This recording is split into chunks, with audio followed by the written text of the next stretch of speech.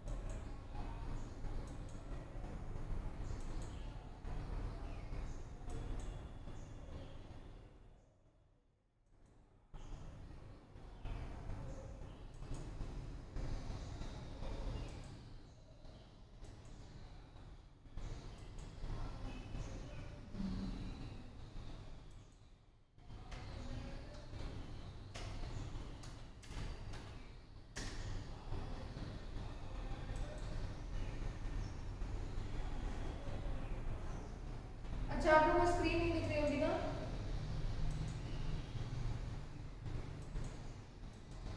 Ma'am दिख रही है, अब नहीं। अब दिख रही होगी ना? ये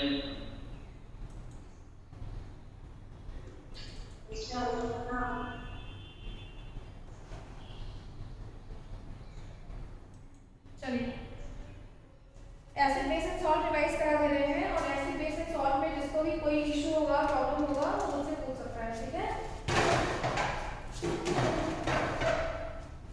ये चैप्टर हम रिवाइज करा दे रहे हैं आपको, और इसमें जो भी आपको प्रॉब्लम्स हैं आप पूछ सकते हैं।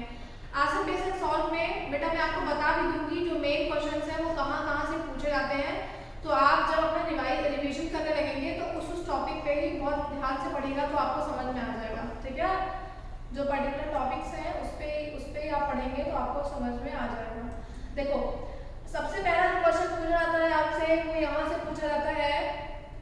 यहाँ पे देखो you notice that the stain of curry on a white cloth become reddish brown in the soap which is basic in nature, ठीक है। ये यहाँ से लेकर यहाँ तक का आपका जो टॉपिक है दिस इज द इम्पोर्टेंट, ठीक है। यहाँ से लेकर एसिड एंड बेस तक, मिथाइल ऑरेंज और एसिड एंड बेसिस तक।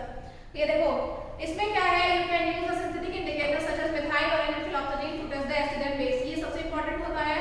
इसमें आपसे इंडिकेटर्स के बारे में पूछा जाएगा, व्हाट आर द इंडिकेटर्स और what are the different types of indicators. Indicators different types के कौन कौन से हो सकते हैं, कौन कौन से होते हैं, या फिर what is the function of methyl orange, what is the function of phenolphthalein, ठीक है, to test the acid and base. इस तरह से आपसे क्वेश्चन पूछ सकता है। साथ में वही और आगे जो भी है ऑल्फैक्टरी इंडिकेटर्स, ये सब के बारे में भी आपसे क्वेश्चन पूछ सकते हैं, ठीक है। नेक्स्ट क्वेश्चन बनता है वो यहाँ से बनता है, litmus is the solution of the purple dye, यहाँ से लेकर पूरा यहाँ तक, ठीक है। ये क्या है, ये आपका लिटमस सॉल्यूशन है जो पर्पल डाई से बनता है। It is extracted from the lichen which is a plant belong to the division thallophyta. ये लास्ट ईयर आपने थैलोफाइटा वाला पढ़ा था, तो लिटमस का पूछता है, ठीक है। ये नेचुरल इंडिकेटर्स में आपका आता है, तो नेचुरल इंडिकेटर्स के बारे में पूछता है, और how the formation of natural indicators takes place, natural indicators का फॉर्मेशन कैसे होता है, ये भी आपसे यहाँ पे पूछेगा, ठीक है। तो ये सारी चीजें यहाँ पे आपसे पूछी जाती हैं कि नेचुरल इंडिकेटर क्या होते हैं और किस तरह से फॉर्मेशन होता है आपका इन कंपाउंड्स नेचुरल इंडिकेटर्स का, तो ये भी आपसे पूछा जाता है। अदर देन द लिटमस के अलावा और कौन कौन से फ्लावर हैं, जैसे हाइड्रेजिनिया, पिटूनिया और जेरेनियम, इस तरह से ये प्लांट्स हैं जो आपके एसिड और बेस में simply as a indicator work करते हैं। यहाँ से भी क्वेश्चन पूछा जाता है, ठीक है। ये क्वेश्चन बहुत इंपॉर्टेंट है। You have been provided with 3 test tube, one of them contain distilled water and other two contain the acidic and basic solution respectively. If you are given only red litmus paper, how will you identify the each test tube? तो red litmus क्या होता है, red litmus turn क्या होता है, acid से base में कौन पता करता है, रेड लिटमस या ब्लू लिटमस। रेड लिटमस किस पे टर्न होगा, रेड लिटमस किस पे टर्न होगा बेटा बताइए,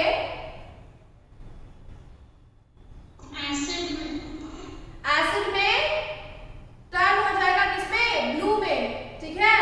और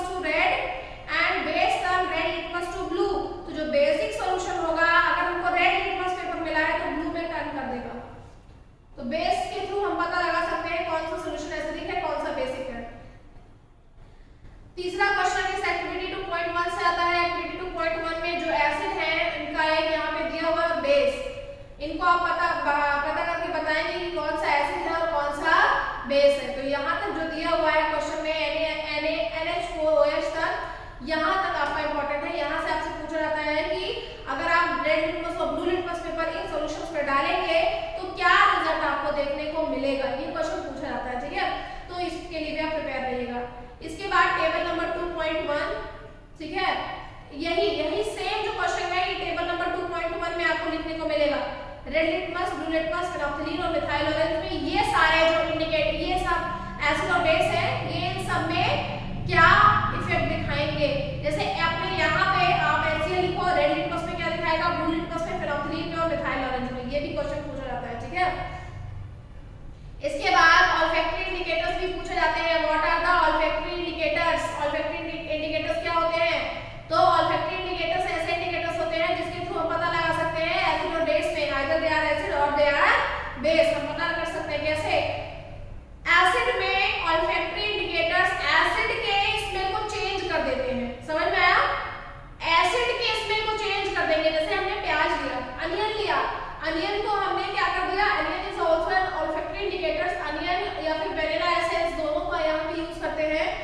अनियन को कट करके क्लॉथ में करके रख देंगे, अगर हम उसको एसिड में डालते हैं तो एसिड में उसका स्मेल चला जाता है, ठीक है। तभी आप देखो, कभी आप रेस्टोरेंट में गए हो तो आपको अनियन मिलता है, that is red in colour, red colour का दिखता हुआ मिलता है कि नहीं अनियन का? अगर आपने कभी ऑर्डर किया होगा तो आपको दिखेगा कि वो अनियन लाते हैं छिला हुआ, और वो जो हल्का सा रेडिश कलर का होता है, और उसको खाएंगे उसमें स्मेल नहीं आती है। वो क्यों होता है? अनियन को एसिड में डिप करते हैं। जब अनियन को एसिड में डिप करते हैं तो क्या होता है, उसका स्मेल चेंज हो जाता है, ठीक है। लेकिन बेस में कोई चेंज नहीं होता। सेम वेनिला एसेंस के साथ भी होता है, अगर इसको एसिड में डिप करोगे तो स्मेल चेंज हो जाएगी या फिर चली जाएगी, और बेस में कोई चेंज नहीं होता है, जैसा है वैसा का वैसा ही रहेगा, ठीक है। तो ये क्वेश्चन ऑल्फैक्टरी इंडिकेटर्स में पूछा जाता है।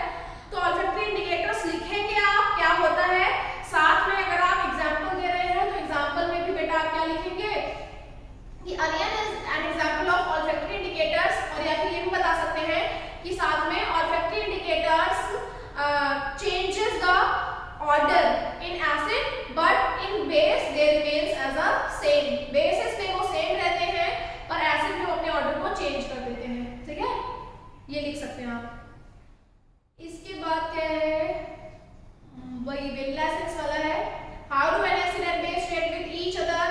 एसिड एंड बेस मेटल के साथ है सबसे पहले, ठीक है, मेटल के साथ है, तो ये मैंने आपको बताया है। ये एक्सपेरिमेंट मैं आपको करके दिखाऊंगी लैब में, ठीक है। जब आप स्कूल आएंगे या फिर जो बच्चे नहीं आएंगे उनके लिए वीडियो बना के भेजूंगी मैं, ठीक है।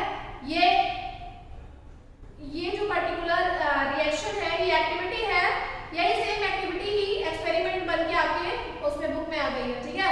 तो जो भी क्वेश्चन इस एक्टिविटी से रिलेटेड पूछा जाएगा वो आपका एक्सपेरिमेंटल रिलेटेड ही होगा, सिंपल सा। तो ये मैंने आपको बताया है।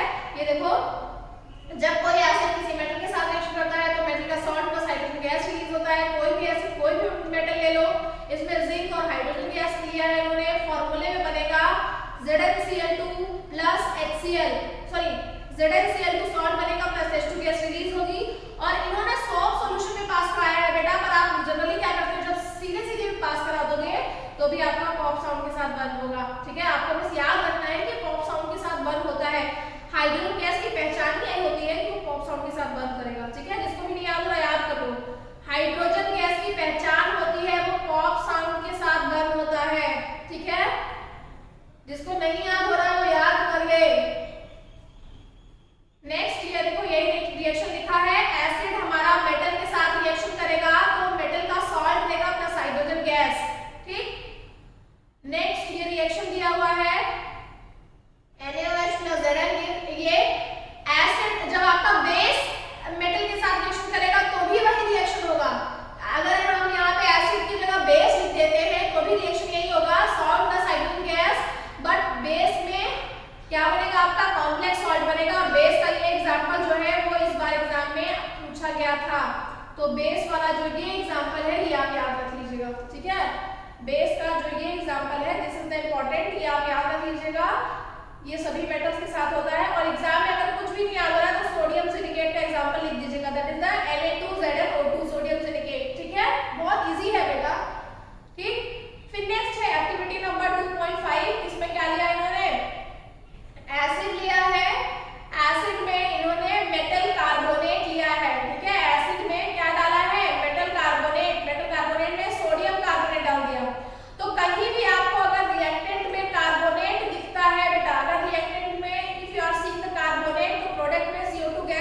होगी ही होगी, ये याद रखिएगा। रिएक्टेंट में कार्बोनेट है तो प्रोडक्ट में CO2 गैस निकलेगी, रिएक्टेंट में सल्फेट है तो सल्फर गैस निकलेगी, सल्फर डाइऑक्साइड, ठीक है, या सल्फर ट्राइऑक्साइड। अब कार्बन ट्राइऑक्साइड होती है, कार्बन मोनोऑक्साइड होती है, तो वो भी रिलीज हो सकती है अगर लिमिटेड कार्बन है, ठीक है। और तीसरा क्या है, अगर नाइट्रेट होता है तो आपकी नाइट्रेट या फिर नाइट्रेट अगर होगा तो रिएक्टेंट में और तो प्रोडक्ट में हमको क्या मिलेगा, नाइट्रोजन डाइऑक्साइड या नाइट्रोजन ट्राइऑक्साइड, याद रखिएगा ये, ठीक है। तो यहाँ पर कार्बोनेट है, CO3 है, मतलब जो हमको गैस मिलेगी that will be the CO2, ये मिलना ही मिलना है। तो एक मेटल सॉल्ट, एक H2O, एक CO2, याद करने की जरूरत ही नहीं है आपको। एक आपको मेटल सॉल्ट मिलेगा जब कार्बोनेट का रिएक्शन एसिड के साथ होगा, तो एक मेटल सॉल्ट CO2 और एक H2O मिलेगा आपको, ठीक है। समझ में आया? CO2 का टेस्टिंग कैसे होता है, CO2 को जब हम लाइम वाटर में पास कराते हैं तो वो लाइम वाटर को मिल्की टर्न कर देता है, और अगर हम एक्सेस CO2 पास करा देते हैं तो वो कलरलेस सॉल्यूशन बना लेता है। ये देखो, on passing the excess carbon dioxide following reaction takes place, बहुत इंपॉर्टेंट है, एग्जाम में कई बार ये आया है, ये पूरा का पूरा रिएक्शन आपका, ठीक है। On passing the excess carbon dioxide CaCO H2O soluble, क्योंकि अब क्वेश्चन यहाँ से यही पूछा जाता है, सबसे पहला क्वेश्चन यहाँ से ये पूछा जाएगा कि how you will able to test the particular gas, X और वाई में क्या आएगा। अब गैस हमारी जब हमको पता चल गई कि वाई गैस हमारी CO2 है, तो कैसे पता करोगे, how you will test this gas. तो उस गैस को जब लाइम वाटर में पास कराएंगे तो it will turn lime water into milky, means the gas will be the CO2, but when the excess lime water when the excess gas is passed in lime water, the lime water again it will turn into the colorless, फिर से वो colourless में होता है।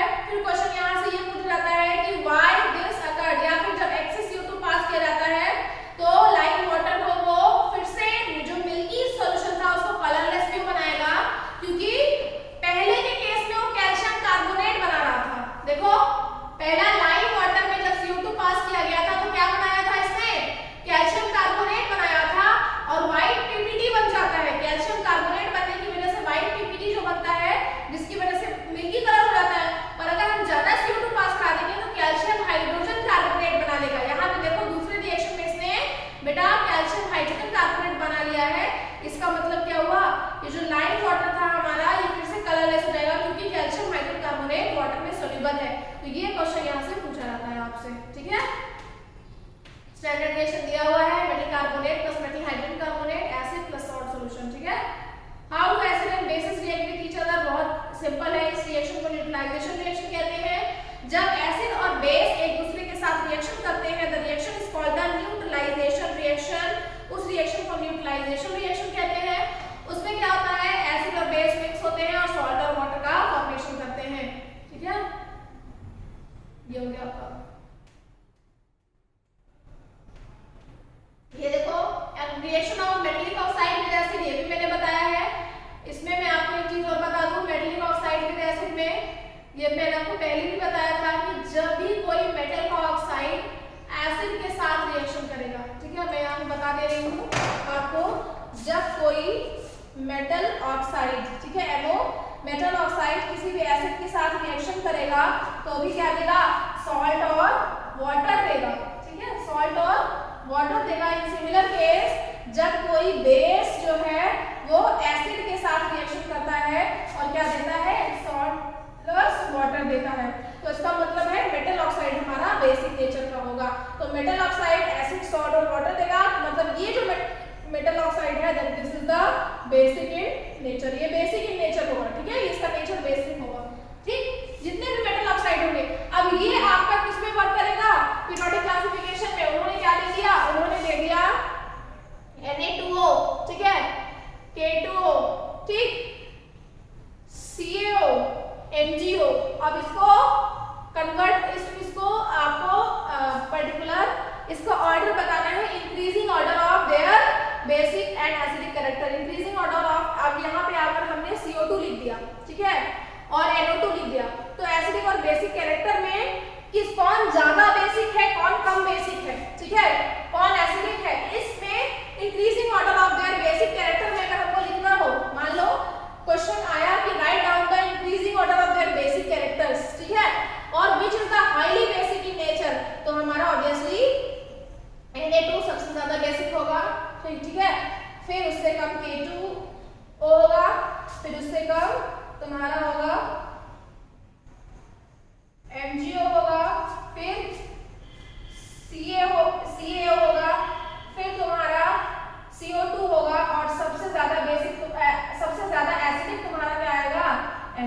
आएगा, इससे पहले तुम्हारा CO2 आएगा, ठीक है। तो ये बेसिक ऑर्डर में है, मतलब सबसे ज्यादा बेसिक आपका NO2 आएगा और सबसे ज्यादा एसिडिक आपका क्या होगा, सबसे ज्यादा एसिडिक NO2 होगा और सबसे ज्यादा बेसिक तुम्हारा NaO2 होगा। सोडियम ऑक्साइड जो है वो सबसे ज्यादा बेसिक होगा और नाइट्रोजन डाइऑक्साइड सबसे ज्यादा एसिडिक होगा इस केस में। तो ये क्वेश्चन यहाँ से इस तरह से पूछ सकता है, इसी पार्ट को वो पीरियोडिक क्लासिफिकेशन से करेक्ट कर देंगे, ठीक है। यहाँ से इस तरह से क्वेश्चंस आपके बनते हैं। Reaction of non metallic oxide same है जैसे मैंने मेटल ऑक्साइड बताया है, इसी तरह से नॉन मेटल ऑक्साइड बेस के साथ रिएक्शन करके सॉल्ट और वाटर देंगे।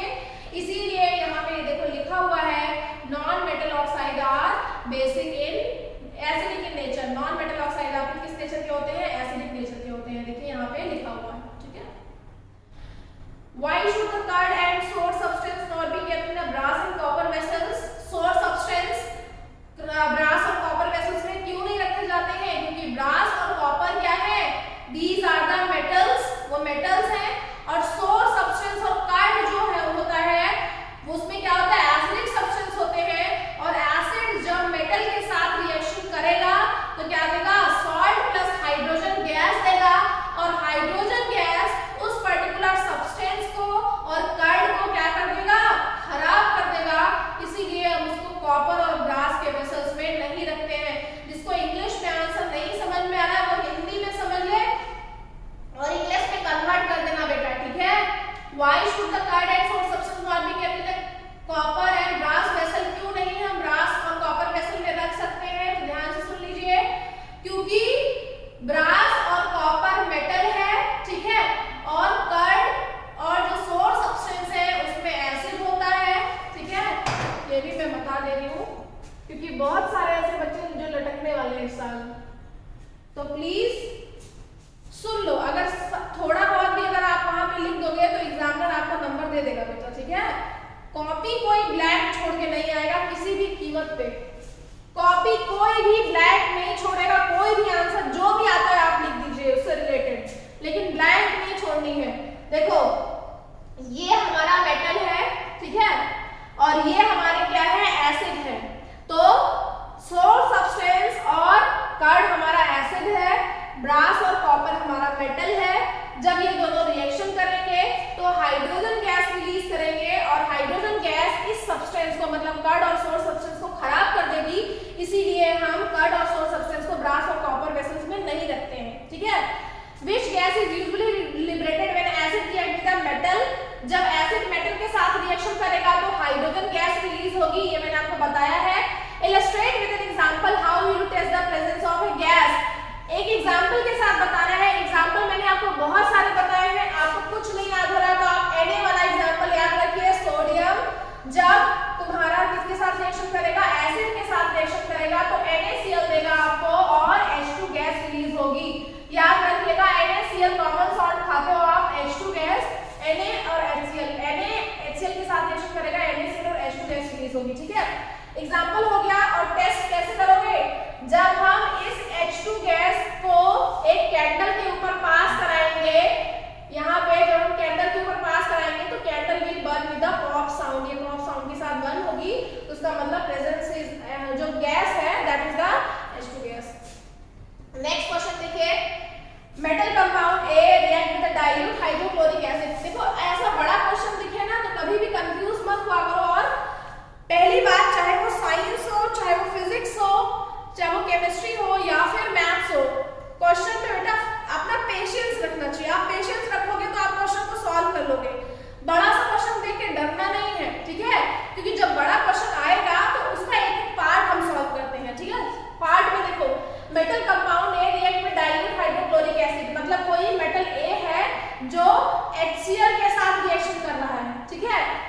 प्रोड्यूस इफरवेंस प्रोड्यूस कर रहा है, मतलब इसके बाद एक इफरवेंस प्रोड्यूस हो रही है, ठीक है।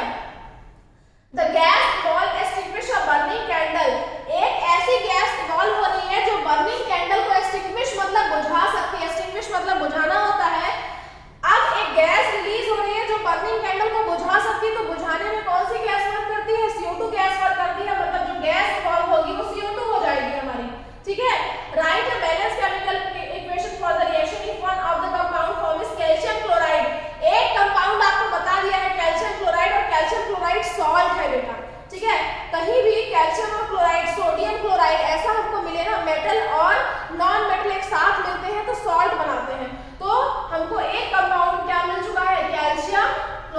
HCl2, ठीक है।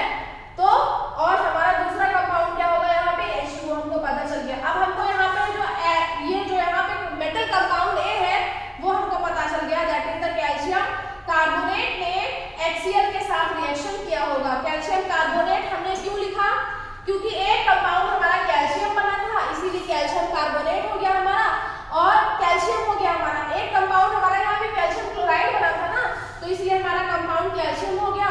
और दूसरा हमारा कार्बोनेट था, क्योंकि हमारा प्रोडक्ट में CO2 रिलीज हुआ था, मतलब रिएक्टेंट में कार्बोनेट होगा तभी तो प्रोडक्ट में CO2 रिलीज होगा बेटा, ठीक है। इसीलिए एक जो हमारा मेटल A था, that will be the calcium carbonate, वो HCl के साथ रिएक्शन करेगा। क्वेश्चन आपका सॉल्व हो गया। तो ये बहुत इजी है, आप पेशेंस रख के करेंगे तो क्वेश्चन बहुत आसानी से सॉल्व कर सकते हैं, ठीक है। सबको क्लियर हो रहा है कि नहीं? पढ़ भी रहे हो तो भाग गए सब, 2 ही बच्चे ही हैं।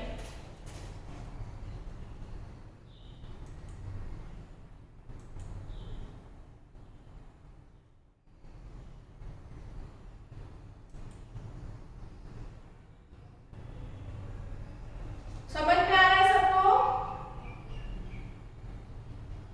Yes ma'am. अभी देखो, जिसने भी नहीं पढ़ा है, अगर वो जिसने कुछ भी नहीं पढ़ा है या फिर थोड़ा बहुत पढ़ा है, नहीं समझ में आ रहा है, वो सिर्फ ये जो क्लासेस चल रही है उसको ही आप देख लीजिएगा तो आपको समझ में आ जाएगा। कुछ ना कुछ तो आप लिख ही देंगे एग्जाम में, समझ में आया? और ये उन बच्चों के लिए बहुत इंपॉर्टेंट है जो एग्जाम में बिल्कुल भी अच्छा नहीं कर पाए हैं, उनके लिए बहुत इंपॉर्टेंट सेशंस हैं जो अभी चल रहे हैं, ठीक है। क्योंकि स्टार्टिंग में तो पढ़ाया था, अभी मैं आपको सिर्फ बता रही हूँ आप कैसे लिख सकते हैं, ठीक है। तो जिसको कुछ नहीं समझ में आ रहा है वो क्वेश्चन एक एक करके देख के लिखेगा, उसको आसानी से समझ में आ जाएगा। और एक बात याद रखिएगा बेटा, जो कुछ नहीं पढ़ा हो, ठीक है, जिसने कुछ भी नहीं पढ़ा हो, वो सबसे पहला काम क्या करेगा? सबसे पहला काम उसको बुक नहीं पढ़नी है, उसको इंटेक्स क्वेश्चन और एनसीईआरटी के जो बैक एक्सरसाइज के क्वेश्चंस हैं उसको याद करने हैं। नहीं समझ में आ रहा, याद कर लीजिए, ठीक है। जिसने कुछ नहीं पढ़ा है, एक भी टॉपिक नहीं पढ़ा है, उसको टॉपिक नहीं समझ में आ रहा है, वो एनसीईआरटी का इंटेक्स क्वेश्चन, चाहे वो फिजिक्स हो, चाहे केमिस्ट्री हो, चाहे बायोलॉजी हो, समझ में आया? एनसीईआरटी का इंटेक्स क्वेश्चन, एनसीईआरटी की बैक एक्सरसाइज, दोनों को लगा ले, दोनों को पूरा का पूरा याद कर ले, जिसको कुछ भी नहीं समझ में आ रहा है। बाकी जिसको समझ में आ रहा है वो थोड़ा बहुत अंदर से भी पढ़ लेगा। जहां जहां से क्वेश्चन बनते हैं वहां पे मैं हाईलाइट कर दे रही हूँ, आप वहां पे अपनी बुक में हाईलाइट कर लीजिए। एग्जाम टाइम में सिर्फ उसी टॉपिक को सीधे उस पर फोकस करिए और वही पढ़ के जाइए, ठीक है ना। वो जो और acid and base and common, इसमें क्या होता है? एसिड में सब में H+ होता है और बेस में सब में OH- होता है, ठीक है। तो यहाँ पे ये एक्टिविटी दी हुई है, glucose solution, hydrochloric acid and sulphuric acid, तो सब में H+ आपका क्या होगा? रिलीज होगा। H+ रिलीज होगा तो सभी एसिड में H+ होता है और सभी बेस में OH- होता है। यहाँ पे देखिए ये लिखा हुआ है, ऑल द एसिड, यहाँ पे acid contain H+ ion in their solution, हाँ, in their solution such as Cl- in HCl, sorry, contain anion and cation. anion और cation होता है, anion नेगेटिव चार्ज होते हैं बेटा, उनको हम क्या कहते हैं? anion कहते हैं, पॉजिटिव चार्ज को cation कहते हैं, सॉरी, नेगेटिव चार्ज को cation कहते हैं, ठीक है। नेगेटिव चार्ज जो होता है वो cation है। कैसे लर्न करोगे? cation है, कैट मतलब बिल्ली, बिल्ली बहुत गंदी होती है, बहुत जल्दी पंजे मारती है, तो मतलब कैट आयन होंगे, ठीक है। कैट आयन तुम्हारे नेगेटिव चार्ज होंगे, सॉरी, कैट आयन नेगेटिव होते हैं, पॉजिटिव होते हैं। कैट आयन तुम्हारे पॉजिटिव होंगे, एन आयन तुम्हारे नेगेटिव होंगे, तभी तो कैट पॉजिटिव चार्ज तुम्हारा किस पे जाएगा? कैथोड पे जाएगा। पॉजिटिव चार्ज कैथोड पे जाएगा, मतलब वो क्या है तुम्हारे? कैटायन, हाँ, पॉजिटिव चार्ज कैटायन होता है, एनायन नेगेटिव चार्ज होता है तुम्हारा, ठीक है। तुम लोग को पढ़ाते पढ़ाते कंफ्यूज हो गए हम भी। फिर यहाँ पे क्या है? ये आपका यहाँ से पूछा जाएगा, repeat the same activity using the alkali such as sodium hydroxide, calcium hydroxide. इसमें देखिए सोडियम हाइड्रोक्साइड में NaOH, तो Na+ आपका क्या है? कैट आयन है, OH- आपका एन आयन है। कैल्शियम हाइड्रोक्साइड में Ca+2 आपका कैट आयन है, OH- आपका एन आयन है, ठीक है।